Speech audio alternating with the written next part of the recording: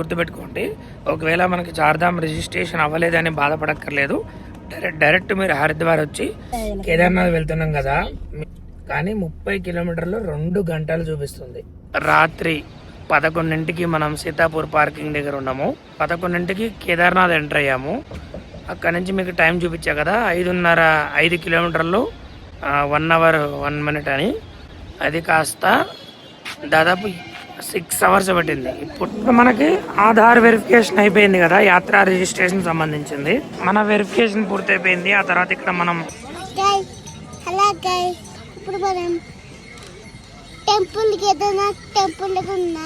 Rooms కూడా ఈ షాపులలో అడిగి మనం తీసుకోవచ్చు. అంటే మన దగ్గర ఉన్న లగేజ్ ఏదైనా ఉంటే. దిగేటప్పుడు అయితే ఫుల్ వర్షం పడుతుంది. ఓం నమ శివాయ, హర హర మహాదేవ. శివుడి విగ్రహాన్ని మోసుకెళ్తున్నాడు చూడండి. రూములు హోటళ్ళు ఎక్కువ రేట్లు అనుకుంటే కనుక మీకు ఇట్లా టెంట్లు ఉంటాయి చూడండి. ఈ టెంట్లని మనం ఎంచుకోవచ్చు.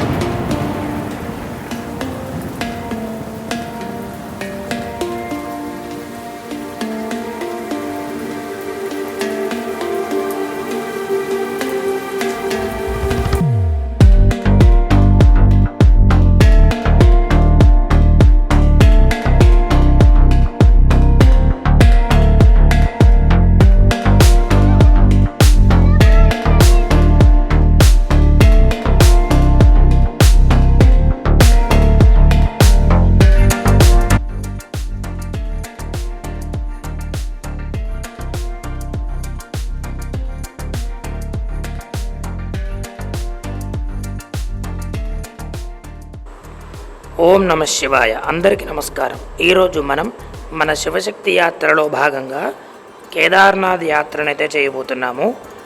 మన భారతదేశంలోనే దివ్యమైన జ్యోతిర్లింగాలలో ప్రత్యేకమైన స్థానం కల జ్యోతిర్లింగము కేదార్నాథ్. ఎందుకంటే హిమవత పర్వతాల మధ్యలో కేదార్నాథ్ జ్యోతిర్లింగం అయితే ఉంటుంది. పంచపాండవులకి సంబంధించినటువంటి, మహాభారతానికి సంబంధించినటువంటి కథకు ఈ యొక్క జ్యోతిర్లింగానికి ఎంతో ప్రాముఖ్యత కలదు. మన యొక్క 12 జ్యోతిర్లింగాల అలాగే 18 శక్తిపీఠాల యాత్రలో కేదార్నాథ్ యాత్ర కూడా ఉన్నది. ఈ యొక్క కేదార్నాథ్ యాత్ర అంటే ఈ యొక్క క్షేత్రాన్ని దర్శించడం కోసం మనమైతే హరిద్వార్ నుంచి వెళ్తూ ఉన్నాము. అంటే మన ఇదివరకు వీడియో మీరు గమనించినట్లయితే మన ముక్తినాథ్ నుంచి అంటే నేపాల్ నుంచి భారతదేశానికి వచ్చి హరిద్వార్ వచ్చాము. హరిద్వార్ నుంచి మనం బద్రీనాథ్, కేదార్నాథ్ యాత్ర అయితే చేస్తూ ఉన్నాము. ఈరోజు మనం కేదార్నాథ్ యొక్క పూర్తి వీడియో చూద్దాము. కేదార్నాథ్ ఎలా చేరుకోవాలి, అక్కడ దర్శనం ఎలా ఉంది, అక్కడ ఉన్నటువంటి పూర్తి వివరాలు మీకు తెలుపుతాను. వీడియోని పూర్తిగా చూడండి, స్కిప్ చేయకుండా. ఎందుకంటే ఎక్కడ మీరు ఏది మిస్ అయినా ఆలయానికి కానీ వెళ్ళేటువంటి మార్గం కానీ అక్కడ పరిస్థితులు కానీ మీరు మిస్ అయ్యే అవకాశం ఉంటుంది. కాబట్టి మీరు కొత్తగా మన ఛానల్ చూస్తున్నట్టయితే మన ఛానల్ని సబ్స్క్రైబ్ చేయండి. మనమైతే 18 శక్తిపీఠాలు అలాగే 12 జ్యోతిర్లింగాలు ఈ యొక్క యాత్ర శివశక్తి యాత్ర చేస్తూ ఉన్నాము. దీనికి మీరు సపోర్ట్ చేయండి, సబ్స్క్రైబ్ చేయండి, అలాగే లైక్ చేయండి వీడియోని. ఇంకా వీడియోని స్టార్ట్ చేసేద్దాం. ఓం నమ శివాయ.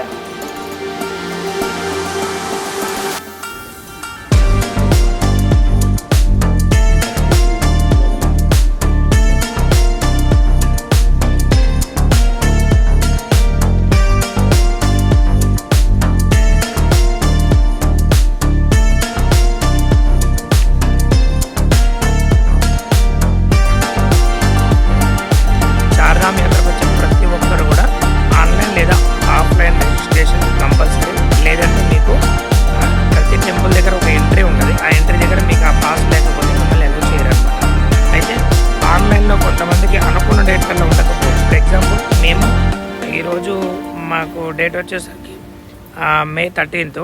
మేము ఇప్పుడు హరిద్వార్లో ఉన్నాము. మేము ఈ రోజును మేము ఇప్పుడు కేదార్నాథ్ అలా వెళ్దాము అనుకున్నాము.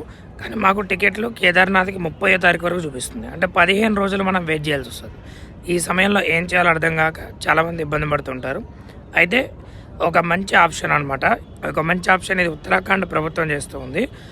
హరిద్వార్ కానీ, రిషికేశ్ కానీ, అలాగే కొన్ని ప్రదేశాలు మనకి ఎగ్జాక్ట్లీ పేర్లు తెలీదు. ఈ ప్రదేశాల్లో ఆఫ్లైన్ కౌంటర్లను పెట్టిందనమాట. ఆఫ్లైన్ కౌంటర్లను పెట్టి మనకి చార్ధామ్ యాత్రకు వచ్చే భక్తులందరికీ కూడా రిజిస్ట్రేషన్ చేస్తుంది. చూస్తున్నారు కదా, ఇవే ఆఫ్లైన్ రిజిస్ట్రేషన్ కౌంటర్స్. ఇది మనకి హరిద్వార్లో రిషికుల్ గ్రౌండ్ అంటారు. బస్ స్టాండ్ పక్కనే ఉంటుంది రిషికుల్ గ్రౌండ్. ఈ యొక్క గ్రౌండ్లో మనం చూసినట్లయితే ఇక్కడ చూడండి, ఇలా అయితే ఉంటుందన్నమాట. రాషన్ చూడండి, చార్ధామ్ యాత్ర ఫ్రీ రిజిస్ట్రేషన్ సెంటర్ హరిద్వార్. ఇలా మనం లోపలికి వచ్చినట్లయితే కౌంటర్స్ ఉంటాయి. ఇప్పుడు మార్నింగ్ 6 o'clock అవుతుంది కాబట్టి ఎక్కువ మంది భక్తులు అయితే లేరు. చూడండి, ఇక్కడ కౌంటర్లు ఉన్నాయి. అక్కడ చాలా కొద్ది మంది ఉన్నారు. ఇక్కడ వచ్చి మనం చేసుకోవచ్చు ఆఫ్లైన్లో. ఇదంతా కూడా గుర్తుపెట్టుకోండి. ఒకవేళ మనకి చార్ధామ్ రిజిస్ట్రేషన్ అవ్వలేదని బాధపడక్కర్లేదు. డైరెక్ట్ మీరు హరిద్వార్ వచ్చి హరిద్వార్లో చేసుకోవచ్చు. మ్యాక్సిమం మనం చార్ధామ్ వెళ్ళాలంటే హరిద్వార్ రావాల్సిందే. హరిద్వార్ నుంచే ఎవరైనా వెళ్తారనమాట. ఒకవేళ డైరెక్ట్గా రిషికేష్ వెళ్ళినా కూడా రిషికేష్లో కూడా మనకి దొరికిపోతాయి. మా యాత్ర రిజిస్ట్రేషన్ పాస్ అయితే ఇవే. ఇట్లే ఉండండి, కొంచెం ముందుకెళ్ళాక చూడండి, అదిగో రాయి చూడండి ఎలా ఉందో. ఈ రాయిని అంటే తొలగించి మనకు రోడ్డు మార్గం ఏర్పాటు చేసినట్టు చూడండి, ఇక్కడ కనిపిస్తుంది.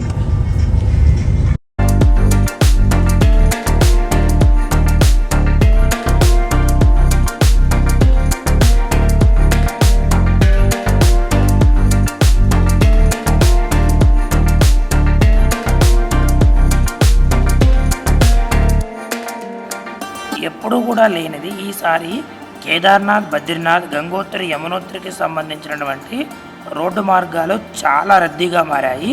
అంటే వేలాది లక్షలాది మంది భక్తులు ఈ యొక్క యాత్ర చేస్తూ ఉన్నారు స్వామివారిని చూడడం కోసం ఎన్నో వందల కిలోమీటర్ల నుంచి. మేము కూడా ఈసారి దాదాపు 5-6 గంటలు ఒక్కొక్క చోట వెయిట్ చేసిన సందర్భాలు కూడా ఉన్నాయన్నమాట.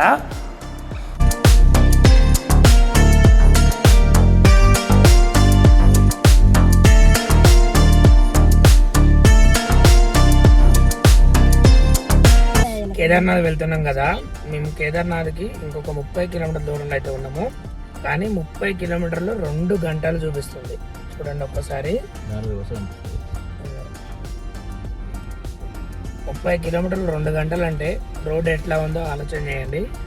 అసలు మనం బద్రీనాథ్లో 1:30కి అట్లా బయలుదేరాం. అక్కడికి మన కేదార్నాథ్ 230 కిలోమీటర్స్ ఉండే. ఇప్పుడు మేము నాన్ స్టాప్, ఇప్పుడు 8:30 అవుతుంది టైం ఇప్పుడు 8:30 అవుతుంది. దాదాపుగా 7 గంటల ప్రయాణం, ఇంకా 2-3 గంటలు అయితే ప్రయాణం ఉంది. చూడండి ఎప్పటికి వెళ్తాం మా స్వామి దగ్గరికి. అందుకని వీటితో టైం పాస్ చేస్తాం. ఇవి కూడా ఫ్రీ, ఇవి మనకి బద్రీనాథ్లో ఫ్రీగా ప్రసాదం లాగా ఇవి ప్లస్ చాయ్ ఇచ్చారనమాట. బద్రీనాథ్లో, కేదార్నాథ్లో నేనే తెచ్చుకున్నాను, ఎవరో ఒకరు ఇస్తుంటారనమాట. అట్లా ఈసారి కేదార్నాథ్ మాత్రం చాలా టఫ్ ఉందన్నమాట. చూడండి, 5 కిలోమీటర్లకి గంట సమయం పడుతుంది. కానీ ఇక్కడ చూపించినట్లుగా మాకు గంట కాదు 2 గంటలు పట్టింది. అసలు కేదార్నాథ్ ముందు ఇంత ట్రాఫిక్ నేనైతే ఎప్పుడూ చూడలేదు. లాస్ట్ టైం ఒకసారి వచ్చాను, నా ఫ్రెండ్స్ వచ్చారు చాలామంది, ఇంత ట్రాఫిక్ అయితే ఎప్పుడూ చూడలేదు.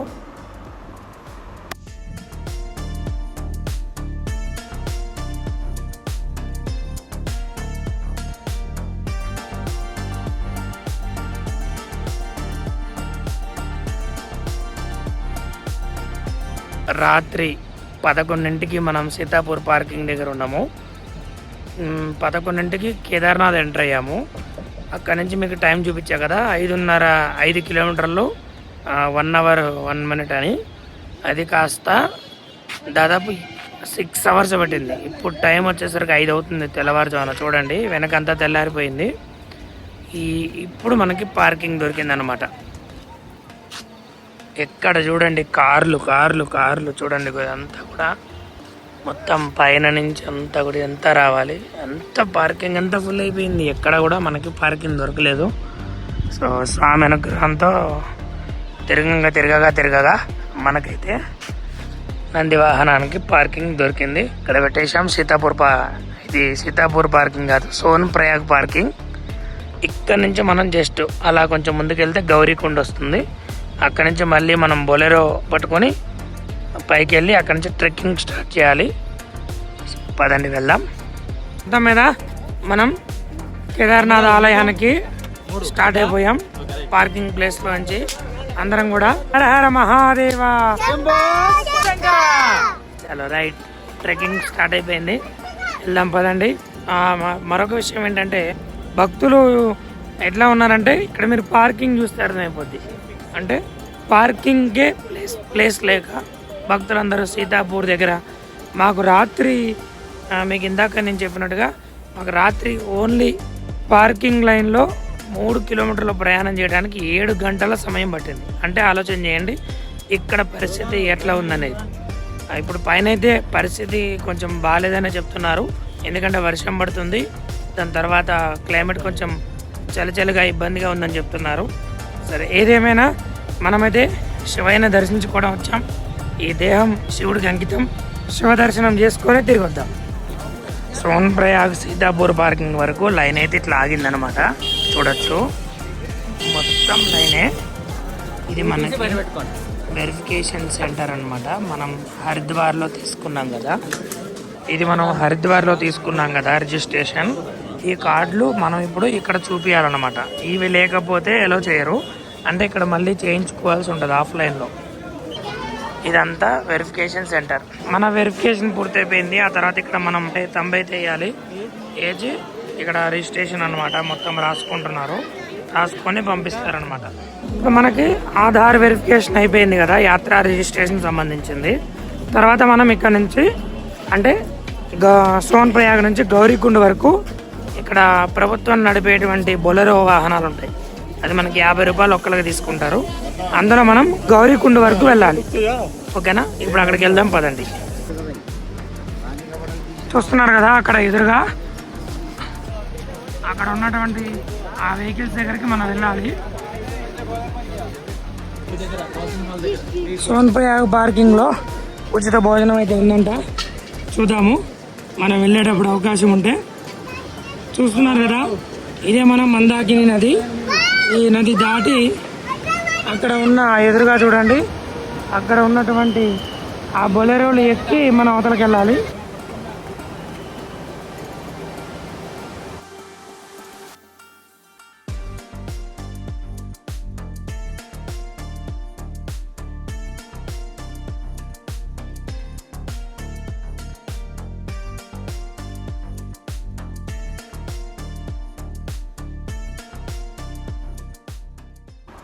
బొలెరోలో అయితే దొరకడం చాలా కష్టంగా ఉంది అసలు. ఎంతమంది వస్తున్నా అంతమంది ఎండిపోతున్నారు. మాకు దాదాపుగా 20 నిమిషాల సమయం అయితే పట్టింది ఈ బొలెరో దొరకడానికి. అది కూడా కొంచెం ముందుకెళ్ళి వచ్చే వాటిని పట్టుకున్నాము. అటో ఇటో మనం పైకి అయితే వచ్చేసాము గౌరీకుండ దగ్గరికి. ఈ గౌరీకుండ దగ్గర ఎంత లేదన్నా మనం 1 కిలోమీటర్ అయితే నడవాలి. అంటే గుర్రం ఎక్కే వాళ్ళైనా, ఇక్కడ కనిపిస్తున్న బుట్టలు వీటిని పిట్టు అంటారు, వీళ్ళైనా ఎవరైనా సరే గౌరీకుండలో ఒక ప్రదేశం ఉంటుంది ఎంట్రన్స్, అక్కడ వరకు అందరూ నడవాల్సిందే.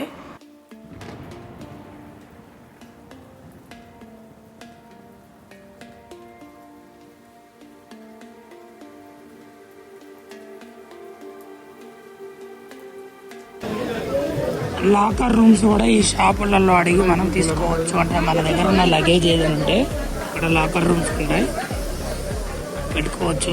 ఎందుకంటే పైకి ఎక్కేటప్పుడు మన దగ్గర బరువు ఉంటే ఎక్కలేము. చూడండి ఇక్కడ బ్యాగులు ఉంటాయి, లాకర్ రూమ్స్.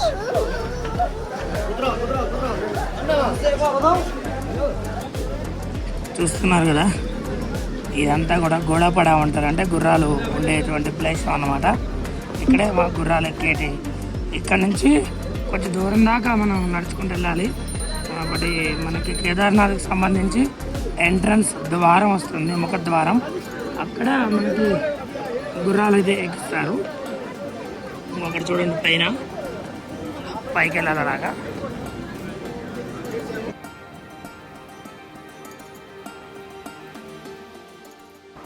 దీన్నే గోడాపడి అంటారు. అంటే గుర్రాలు ఎవరైతే వెళ్తున్నారో వాళ్ళందరూ ఇక్కడి నుంచే స్టార్ట్ అవుతారనమాట. మీరు కూడా గుర్రాలు ఎక్కే వాళ్ళకి మనం ఎక్కువ డబ్బులు ఏం ఛార్జ్ చేయక్కర్లేదు. అక్కడ గవర్నమెంట్ ప్రకారమే వీళ్ళందరూ ఉంటారనమాట. ఉత్తరాఖండ్ ప్రభుత్వం ఒక ధర నిర్ణయిస్తుంది, ఆ ధర ప్రకారమే గుర్రాలన్నీ నడుస్తూ ఉంటాయి. మనం చూసుకునే కొంచెం మేము కూడా గుర్రం ఎక్కి వెళ్తూ ఉన్నాము. ఎందుకంటే మేము చిన్నపిల్లలతో ఉన్నాం కాబట్టి మేము గుర్రాలు ఎక్కాలని నిర్ణయించుకున్నాము. రిటర్న్ మాత్రం నడిచి వస్తాము. ఇప్పుడైతే మేము గుర్రం ఎక్కేసాము. ఇంకా గుర్రం పైన మనం కేదార్నాథ్ వరకు వెళ్ళిపోదాం పదండి.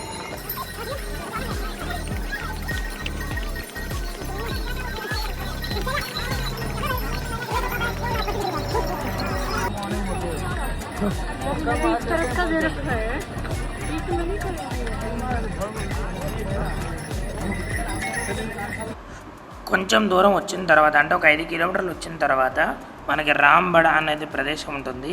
ఇక్కడ గుర్రానికి కొంచెం రెస్ట్ ఇవ్వడానికి అయితే ఆపాడనమాట. ఇక్కడ గుర్రానికి బెల్లము స్నాక్స్ లాగా పెడతారు. మనం కూడా ఏమైనా తినాలంటే తినచ్చు. ఇంకా ఇలా ప్రయాణం అయితే సాగుతూ ఉంటుంది. దాదాపు 4 గంటలు అయితే పడుతుంది గుర్రంలో వెళ్ళాలి అంటే. నడిచి అయితే మినిమం 10 గంటల్లో వెళ్తామన్నమాట. మొత్తం మీద మనం 3 అవర్స్ తర్వాత మొత్తానికి కేదార్నాథ్లోని గోడాపడావ్ అంటే గుర్రాల ఎక్కడైతే డ్రాప్ చేస్తారో అక్కడికైతే చేరుకున్నాము. ఇక్కడ మనం దిగి నడుచుకుంటూ వెళ్ళాలి. మళ్ళీ ఇక్కడ నుంచి కేదార్నాథ్ టెంపుల్ 2 కిలోమీటర్లు అయితే ఉంటుంది. కేదార్నాథ్ ఆలయం దగ్గరికి చేరుకున్నాక చూడండి మంచు పర్వతాలు మనకైతే ఇలా కనిపిస్తాయి. ఈ మంచు పర్వతాలు అన్నీ కూడా హిమాలయ పర్వతాలకి దగ్గరగా అయితే ఉంటాయన్నమాట. కేదార్నాథ్లో మనం ఉండడానికి రూములు హోటళ్ళు ఎక్కువ రేట్లు అనుకుంటే కనుక మీకు ఇట్లా టెంట్లు ఉంటాయి చూడండి. ఈ టెంట్లని మనం ఇచ్చుకోవచ్చు. టెంట్లు ఇప్పుడు ఎలా ఉంటాయో చూపిస్తా చూడండి. మేమైతే నైటు టెంట్లోనే స్టే చేయబోతున్నాం. ఈరోజు రాత్రి నిద్ర చేయాలి కాబట్టి.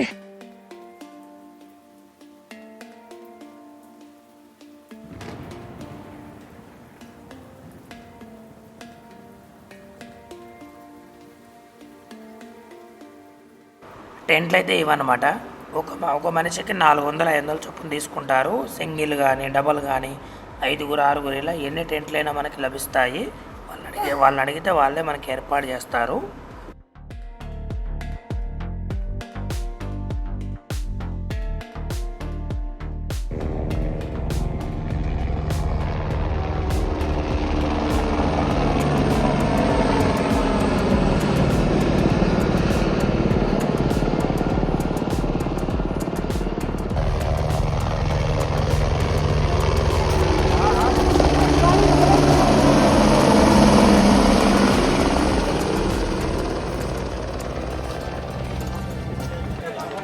ఇప్పుడే మనం కేదార్నాథ్ ఆలయం దగ్గరికి చేరుకుంటూ ఉన్నాము.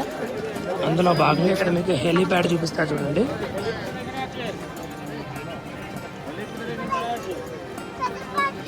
హెలికాప్టర్లో ఎవరైతే వస్తారో అంటే మీకు చూపించింది హెలీప్యాడ్. ఎవరైతే హెలికాప్టర్లో వస్తారో వాళ్ళు ఇక్కడ దిగి ఒక 1/2 కిలోమీటర్ నడిస్తే సరిపోతుంది.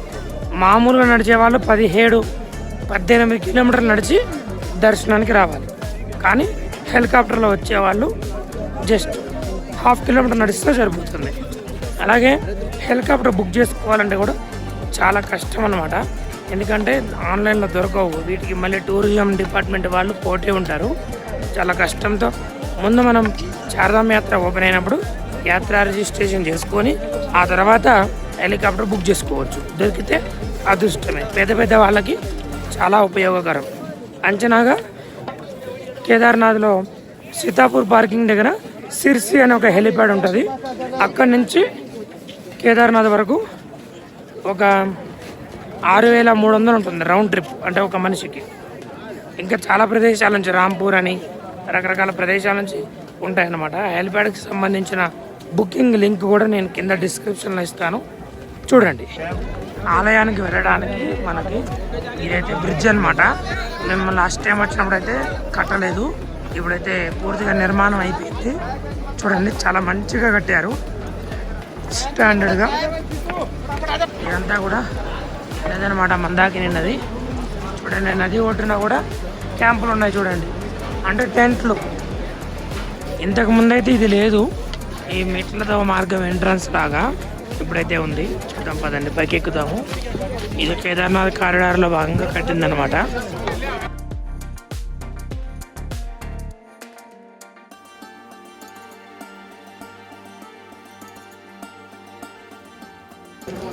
ఈ ఓం అయితే నూతనంగా నిర్మించింది.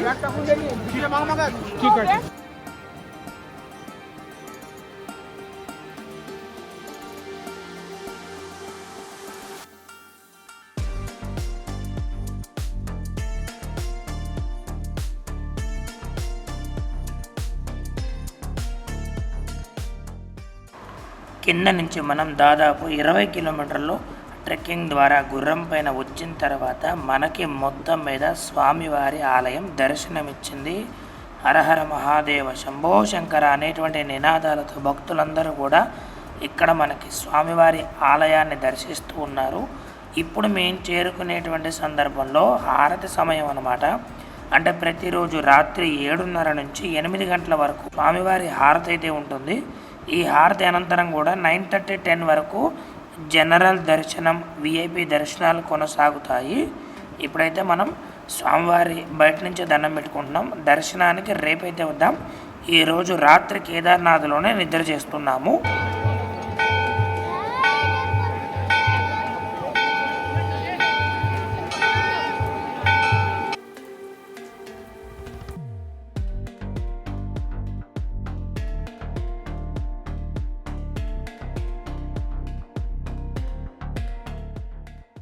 మేమైతే రాత్రి నిద్ర చేసి పొద్దున్నే స్వామివారి దర్శనానికి క్యూ లైన్కి అయితే వచ్చేసాము.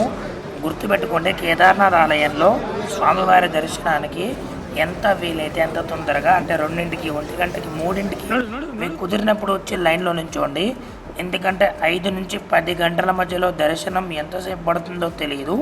అది భక్తుల రద్దీని బట్టి ఉంటుంది. బయట విఐపి దర్శనం చేసుకోవాలని భావిస్తే ఒక మనిషికి 3,000 రూపాయలు మినిమం ఖర్చు అవుతుంది. బయట పండిట్లు ఉంటారు, వాళ్ళ ద్వారా మనకి దర్శనం దొరుకుతుంది. కాబట్టి గుర్తుపెట్టుకోండి. అదే జనరల్ దర్శనం చేసుకోవాలి అంటే వీలైనంత తొందరగా వచ్చి క్యూ లైన్లో నుంచి ఉంటే కానీ మనకి దర్శనం దొరకదు.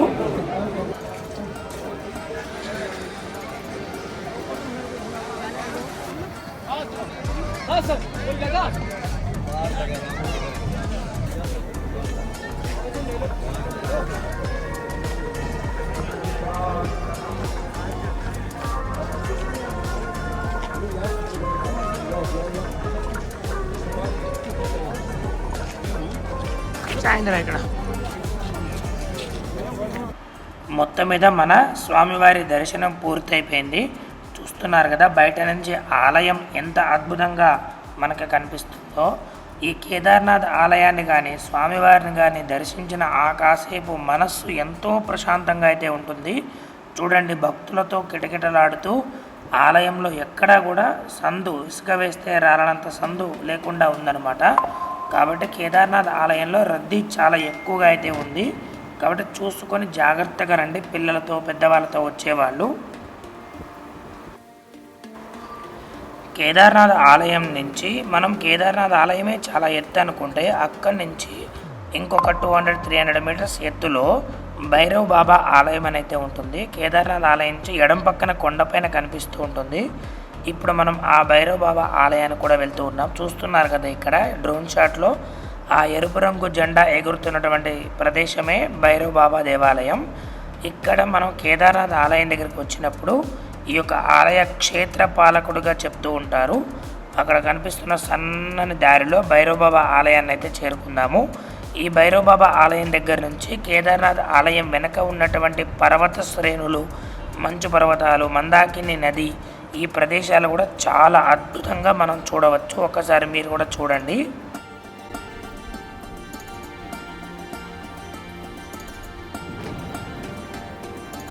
నేనైతే ఇప్పుడే భైరవ్ బాబా ఆలయానికి వచ్చి స్వామివారిని అయితే దర్శించుకున్నాను. ఇక్కడ ఒక పెద్ద బండరాయికి దాదాపు 5 లేదా 6 మూర్తుల వరకు ఇక్కడైతే దర్శనమిస్తారు. చూడండి, ఇగో ఇక్కడ కనిపిస్తున్నారు కదా, ఇదే భైరవ్ బాబా ఆలయం అన్నమాట. ఇక్కడ విగ్రహాలు అయితే ఉన్నాయి చూడండి. ఈ యొక్క విగ్రహాలకి అందరు కూడా వచ్చి పూజలు చేసి నమస్కరిస్తూ ఉంటారు. ఇందులో ప్రధానంగా శ్రీ బాబా భైరవుడు అంటే కాలభైరవుడిని దర్శించుకుంటూ ఉంటారు భక్తులందరూ. ఇక్కడ నుంచి నేను ఒకసారి జూమ్ చేస్తున్నా చూడండి. కేదార్నాథ్ ఆలయం గర్భాలయం చాలా అద్భుతంగా మనకి దర్శనమిస్తుంది. చూడండి ఎంత అద్భుతంగా ఉందో.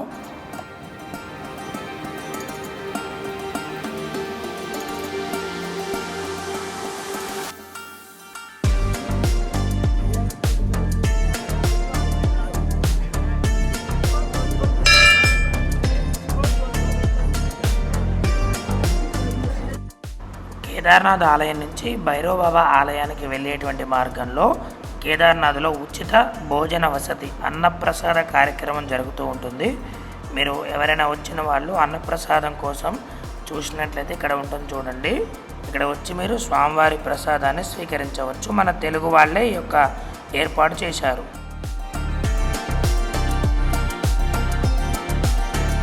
ఓం నమ శివాయ. మొత్తానికైతే కేదార్నాథ్లో 2 రోజులు ఉండి ఇప్పుడు మనం కేదార్నాథ్ నుంచి గౌరీకొండకి ప్రయాణం స్టార్ట్ అయింది.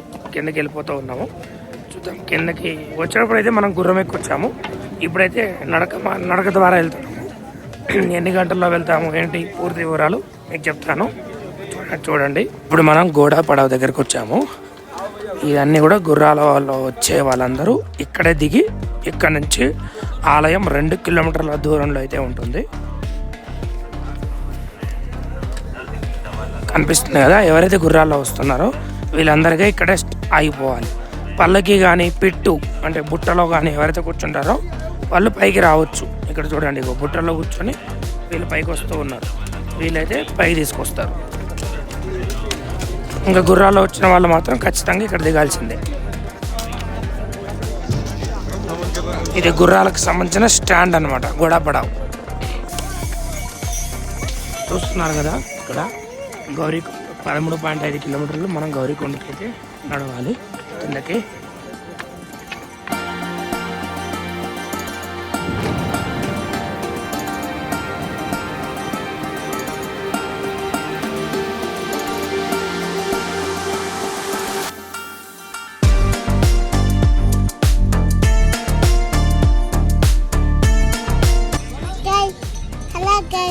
ఇప్పుడు మనం టెంపుల్కి ఏదైనా టెంపుల్ దర్శనం చేసుకొని ఫాస్ట్ వచ్చేసాం. కాదకి వెళ్తాం, కిందకి వెళ్తున్నాం. ఇంకో లైట్ చేయకుండా చాట్ చూసేద్దాం.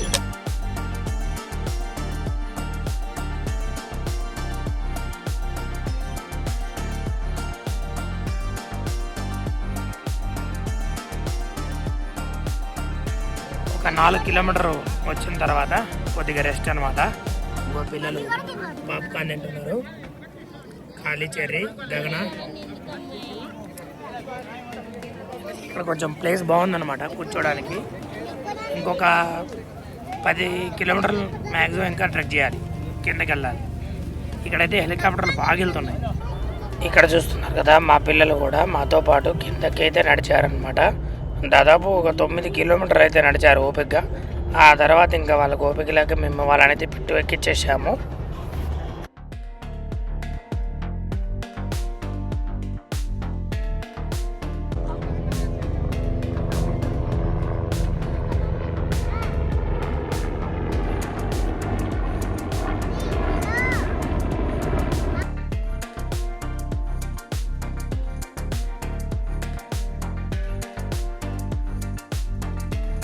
దిగేటప్పుడు అయితే ఫుల్ వర్షం పడుతుంది. వర్షం పడితే మాత్రం ఈ యొక్క రోడ్ అస్సలు బాగోదు, చాలా ఇబ్బందిగా మారుతుంది అనమాట. పొద్దు నుంచి వర్షం అయితే లేదు. వర్షం పడితే రెయిన్ కోట్ వేసుకొని నడుస్తూనే ఉండాలి. ఇంకా చూసారుగా, గుర్రాల వాళ్ళు కానీ అందరూ కూడా రెయిన్ కోట్లు వేసుకొని నడుస్తూ ఉంటారు. చూడండి, నిన్న మొన్న బాగుంది వాతావరణం, ఈరోజు అయితే కొంచెం ఇబ్బందిగా ఉందన్నమాట. ఇప్పుడు వర్షం పడి కొంచెం తగ్గింది. చూడండి కొండలు ఎట్లా ఉన్నాయో, అద్భుతమైనటువంటి లొకేషన్.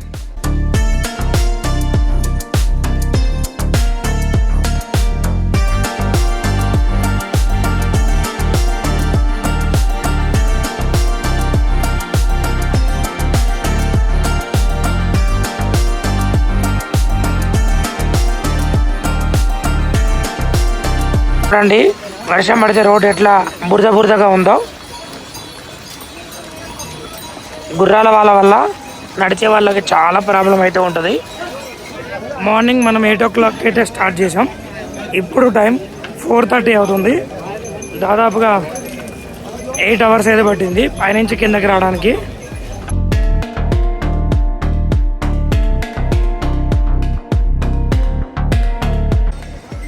మొత్తం మీద చూసారు కదా, గౌరీకొండ అయితే వచ్చేసాం. ఇంకొక 500 మీటర్లు వెళ్తే చాలు. మరి అక్కడి నుంచి సోన్ప్రయాగ్ వెళ్ళాలి. 5 కిలోమీటర్లు ఉంది. అయితే మనం బొలేరోలో వెళ్ళిపోతాం.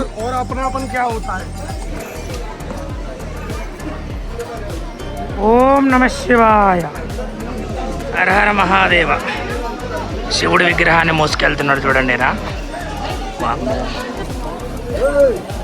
మనమేమో మన బ్యాగులో శివలింగాన్ని తీసుకుపోయినాం, ఆయనేమో శివుడిని మీదెక్కించుకొని తీసుకెళ్తున్నాడు. ఒక్కొక్కరిది ఒక్కొక్క భక్తి. ఏదైనా శివానుగ్రహం కొరకే. ఆయన మనం అంటే ఆయన పర్మిషన్ ఏంటి, మనం ఏం చేయలేము. దీన్నే గుడాపడ అంటారు. నిన్న మనం ఇక్కడే గుర్రం ఎక్కి పైకి వెళ్ళాము. ఎవరైనా గుర్రాలు ఎక్కాలంటే ఇక్కడ దాకా రావాల్సిందే. కాబట్టి డ్రాప్ చేసేటప్పుడు కొద్ది దూరం డ్రాప్ చేస్తారన్నమాట. ఎక్స్ట్రా ఒక గౌరీకొండ దాకా అంటే 1/2 కిలోమీటర్ ఎక్స్ట్రా డ్రాప్ చేస్తారు. చూడండి వెళ్తూ ఉన్నాయి. ఎక్కడ మాత్రం ఇక్కడే, ఎవరు కూడా ఇక్కడ ఇటుపక్క ఎక్కి రారు. మొత్తం మీద కార్ పార్కింగ్ అయితే చేరుకున్నాము. మా అవతారం చూడండి ఒకసారి ఎట్లయిపోయిందో. స్కూల్ కానీ ఇవన్నీ కానీ ఎట్లయిపోయినాయి చూడండి. కాళ్ళు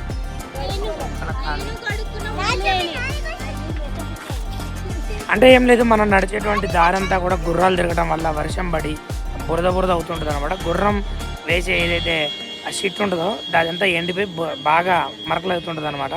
తప్పదు. కేదార్నాథ్ యాత్రలో భాగంగా స్వామి అనుగ్రహంతో మనమైతే చేసి వచ్చాము.